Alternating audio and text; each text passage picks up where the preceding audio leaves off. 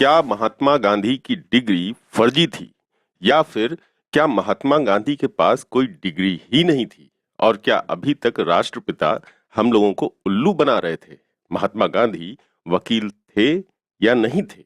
या लंदन में पढ़ने जाने की उनकी सारी कहानी झूठी है? या फिर महात्मा गांधी लंदन जाने की जगह कहीं और छुप गए थे और फिर एक दिन अचानक सबके सामने आकर बोले कि अब मैं वकील हूं? नरेंद्र मोदी पर फर्जी डिग्री के आरोप बीजेपी को आज तक हजम नहीं हुए हैं और गाहे बगाए वो देश के महान नेताओं पर इस तरह के हमले किया करती है। इसी कड़ी में 23 मार्च को बीजेपी के पुराने नेता और फिलहाल जम्मू कश्मीर के महामहिम उपराज्यपाल मनोज सिन्हा जी ने अपना नाम भी जोड़ लिया है। 23 मार्च को मध्य प्रदेश के ग्वालियर में एक प्राइवेट यूनिवर्सिटी में डॉक्टर राम मनोहर लोहिया स्मृति व्याख्यान समारोह हुआ। इसमें पहुंचे महामहिम उपराज्यपाल मनोज सिन्हा जी ने कहा कि देश में अनेक लोगों में और पढ़े लिखों को भ्रांति है कि गांधी जी के पास लॉ की डिग्री थी। गांधी जी के पास कोई डिग्री नहीं थी। उनके पास एक भी यूनिवर्सिटी डिग्री या क्वालिफिकेशन नहीं थी। हम में से कई लोग ये सोचते हैं कि उनके पास कानून की डिग्री थी, लेकिन उनके पास ये नहीं थी। उनकी एकमात्र योग्यता हाई स्कूल डिप्लोमा थी। वो कानून की प्रैक्टिस करने के लिए क्वालिफाई कर गए थे, लेकिन उनके पास कानून की डिग्री नहीं थी। लेकिन देखें कि वो कितने शिक्षित थे कि राष्ट्रपिता बन गए। इस पर महात्मा गांधी के परपोते तुषार गांधी ने तुरंत महामहिम उपराज्यपाल मनोज सिन्हा जी के लिए एक ट्वीट करके बताया कि एमके गांधी ने 2 बार मैट्रिक पास की, एक अल्फ्रेड हाई स्कूल राजकोट से और दूसरी इसके ही बराबर मानी जाने वाली लंदन की ब्रिटिश मैट्रिकुलेशन। उन्होंने लंदन यूनिवर्सिटी से जुड़े लॉ कॉलेज इनर टेम्पल से कानून की पढ़ाई की और वहां से इसकी डिग्री हासिल की। गांधी जी ने एक के बाद एक 2 डिप्लोमा हासिल किए, एक लैटिन में और दूसरा फ्रेंच में। इसके बाद उन्होंने महामहिम उपराज्यपाल मनोज सिन्हा जी को बापू की आत्मकथा भेजने से पहले लिखा कि उन्होंने बापू की आत्मकथा जम्मू राजभवन को भेज दी, इस उम्मीद से कि उपराज्यपाल इसे पढ़कर ज्ञान हासिल कर सकेंगे। सत्य के प्रयोग पर भी उन्होंने यही कमेंट लिख दिया है। दूसरी ओर ग्वालियर के रहने वाले मशहूर पत्रकार डॉक्टर राकेश पाठक ने अपने वकील के जरिए महामहिम उपराज्यपाल मनोज सिन्हा जी को कानूनी नोटिस भेजा है, जिसमें उन्होंने राष्ट्रपति से भी मांग की है कि महामहिम उपराज्यपाल मनोज सिन्हा जी पर आपराधिक मानहानि का मुकदमा कायम करने की अनुमति दें और उन पर राष्ट्रपिता पर ऐसी अनगढ़ बातें करने पर समुचित कार्रवाई करें। अपने कानूनी नोटिस में डॉक्टर राकेश पाठक ने कहा है कि पूज्य बापू के बारे में सारी जानकारी रखते हुए भी महामहिम उपराज्यपाल मनोज सिन्हा जी ने ग्वालियर में जानबूझकर बापू की हत्या के बाद उनकी सामाजिक प्रतिष्ठा को आघात पहुंचाने की गरज से ये काम किया है। उन्होंने किसी पूर्व नियोजित योजना के तहत बिना किसी आधार के बापू की कानूनी शैक्षणिक योग्यता को धूमिल करने की गरज से और मौत के बाद उन्हें अपमानित करने की गरज से ऐसा बोला है। उनके ऐसे नितांत झूठे और असत्य कथन से वो आहत हुए हैं। महामहिम उपराज्यपाल मनोज सिन्हा जी का पूज्य बापू के संबंध में कानूनी डिग्री के बारे में बोला गया झूठ उनके प्रति मानहानि की श्रेणी का है, जो आईपीसी की धारा 500 के तहत दंडनीय अपराध भी है। अपने नोटिस में डॉक्टर राकेश पाठक ने राष्ट्रपति से प्रार्थना की है कि महामहिम उपराज्यपाल मनोज सिन्हा जी ने जम्मू कश्मीर राज्य के संवैधानिक पद पर रहते हुए पूज्य बापू जी की सार्वजनिक प्रतिष्ठा को ग्वालियर में गहरा आघात पहुंचाया है, जो अपराध की श्रेणी का है। महामहिम राष्ट्रपति महामहिम उपराज्यपाल मनोज सिन्हा जी के खिलाफ फौजदारी कार्रवाई में आपराधिक अभियोजन के लिए अनुमति प्रदान करने के लिए सशक्त है। मनोज सिन्हा ने जो किया है वो किसी संवैधानिक कर्तव्यों के निर्वहन के दौरान नहीं किया है, बल्कि किसी पूर्व नियोजित आपराधिक आशय से पूज्य बापूजी की सार्वजनिक प्रतिष्ठा को नष्ट करने के लिए किया है। इसलिए महामहिम राष्ट्रपति महामहिम उपराज्यपाल मनोज सिन्हा जी के खिलाफ मानहानि की कार्रवाई के लिए मुकदमा चलाने की अनुमति प्रदान करें।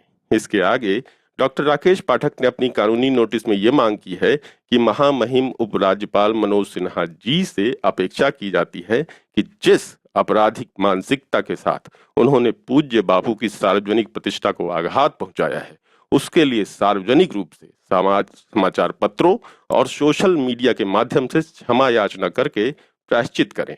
ये नोटिस डॉक्टर राकेश पाठक की ओर से उनके एडवोकेट पंकज सक्सेना और भूपेंद्र चौहान ने भेजा है। बहरहाल, अब जब बात बापू की आ ही गई है तो एक बार फिर से देख लिया जाए कि बापू के पास कौन कौन सी डिग्री थी और किस लिए बापू की डिग्री पर यह हमला किया गया है। जहां तक बापू की डिग्री का सवाल है तो उसका सबूत राष्ट्रीय गांधी संग्रहालय में मौजूद है।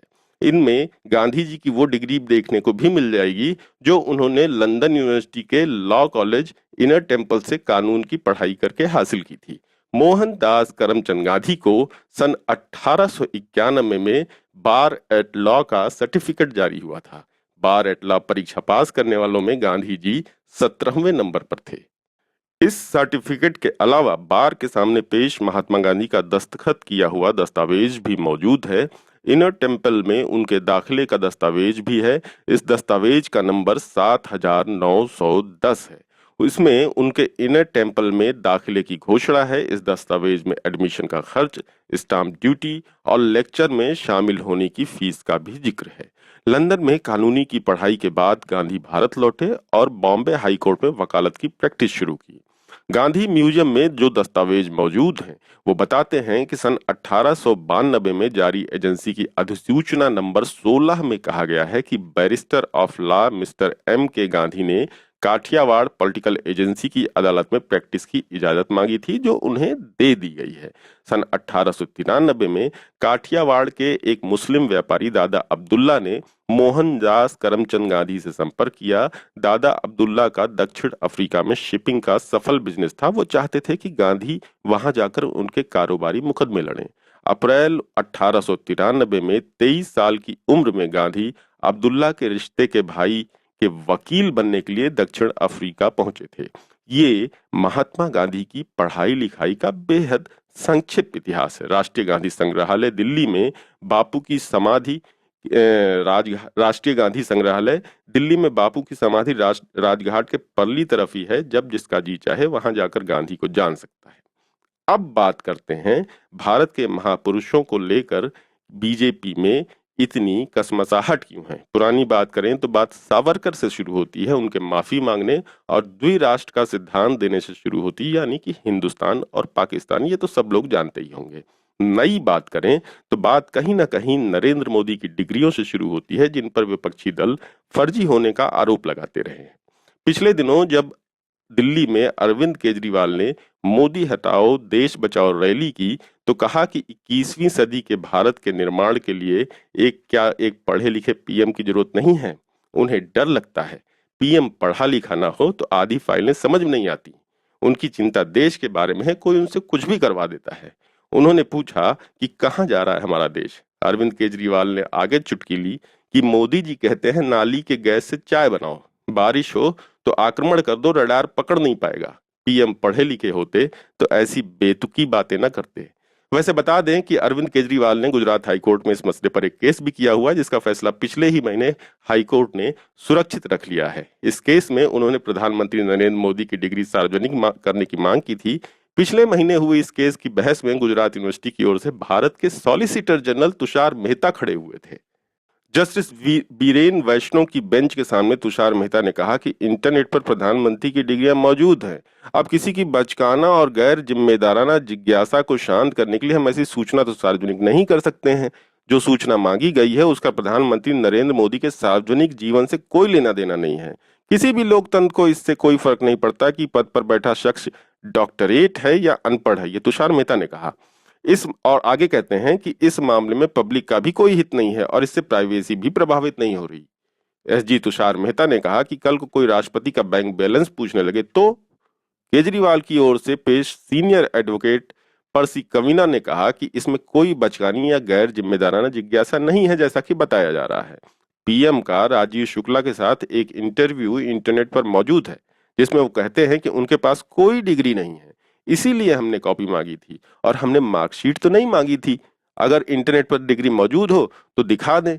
तब तुषार मेहता बोले कि बिल्कुल मौजूद है, मगर हम एक राज्य के हाई कोर्ट का इस तरह से मजाक नहीं बनाना चाहते हैं। मजाक तो खैर किसका बन रहा है ये तो सब जानते हैं, और डिग्री का दर्द किसे का चोट रहा है ये भी। बहरहाल, जब बात फर्जी डिग्री की ही निकली है तो बता दें कि बीजेपी के फायर ब्रांड सांसद निशिकांत दुबे पर एमबीए की फर्जी डिग्री का लेने का आरोप लग चुका है। तृणमूल कांग्रेस की सांसद महुआ मोइत्रा संसद में ये आरोप लगा चुकी हैं। इसके अलावा 2020 में झारखंड हाई कोर्ट में निशिकांत दुबे के खिलाफ एक याचिका दायर हुई थी। उन पर चुनाव नामांकन पत्र में कथित तौर पर फर्जी डिग्री जमा करने का आरोप लगा था। इसमें सीबीआई और भारतीय चुनाव आयोग से हाई लेवल इंक्वायरी करने की मांग की गई थी। याचिका में कहा गया था कि बीजेपी एमपी निशिकांत दुबे ने 2009, 2014 और 2019 के आम चुनाव में अपनी शैक्षिक योग्यता के बारे में गलत जानकारी दी थी। उन्होंने faculty of management studies Delhi university से एमबीए पास किया, लेकिन आरटीआई के तहत प्राप्त दस्तावेजों के सत्यापन से साबित होता है कि ना तो इन्होंने एडमिशन लिया और न वहां से एमबीए पास किया। इसी तरह से साल 2014 में मुजफ्फरनगर में हुए दंगों के आरोपी में से एक बीजेपी के विधायक संगीत सोम पर आरोप है कि हाई स्कूल में फेल होने के बाद उन्होंने फर्जी मार्कशीट की मदद से आगे की पढ़ाई की। इसके अलावा बीजेपी की सरकार में मंत्री रहीं स्मृति ईरानी और राज्य मंत्री रहे आगरा से सांसद रामशंकर कठेरिया पर भी फर्जी डिग्री होने का आरोप लग चुका है। यूपी में बीजेपी विधायक इंद्र प्रताप तिवारी उर्फ खब्बू तिवारी को तो अदालत बीएससी की फर्जी डिग्री के मामले में जेल तक भेज चुकी है। शायद यही वजह है कि बीजेपी के आईटी सेल के मुखिया इन दिनों ये फैला रहे हैं कि राहुल गांधी की डिग्री फर्जी है, तो बीजेपी के वयोवृद्ध नेता ये फैला रहे हैं कि महात्मा गांधी की डिग्री फर्जी है। महात्मा गांधी के परपोते तुषार गांधी ने महात्मा गांधी की फर्जी डिग्री विवाद पर दैनिक भास्कर अखबार से पिछले हफ्ते ये भी कहा कि जाहिलों को राज्यपाल बना देंगे तो यही नतीजा होगा।